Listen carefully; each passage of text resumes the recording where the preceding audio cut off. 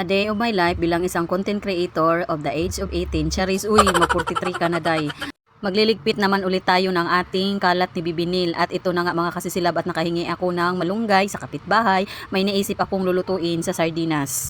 At tapos na nga natin himay-himayin ang ating malunggay, nagpapakulo ako ng tubig at nilalagay ko ang ating malunggay sa pinakuluan na tubig. At ito na nga mga kasisilab, magsisimula na tayo sa aking new recipe, sa aking lulutuin ngayong sardinas na tortang sardinas, at lalagyan natin ng malunggay. Tatanggalin muna natin yung sabaw sa sardinas mga kasisilab. Pagkatapos natin tatanggalin ang sabaw ng sardinas, ating durug-durugin ang sardinas katulad sa puso mong durug na durug sa pag-ibig. Char, oy.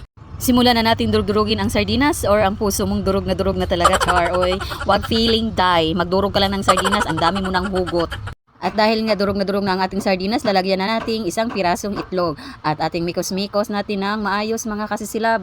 At isusunod naman natin paglagay ang ating tasty boy mga kasisilab. At halo-haloin lang po natin ito ng maayos para hindi magbuo-buo ang ating tasty boy.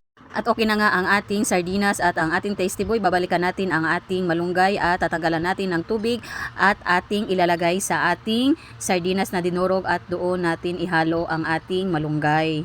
At lalagyan na natin ang ating sardinas ng malunggay mga kasisilab. At ating halo-haloin lang ito para hindi rin magbubuo ang ating malunggay sa pagluto natin. O diba, may ulam na kami ngayong hapunan. Thank you Lord, at nakapag-isip ako at binigyan mo ako ng knowledge kung paano lulutuin ang sardinas na mas sustansya pa. At atin na itong lulutuin mga kasisilab. Sa nakapanood ng aking video, mag-comment lang kayo dyan sa baba kung taga saan kayo para malaman ko kung saan na umabot ang aking mga video. Bye bye!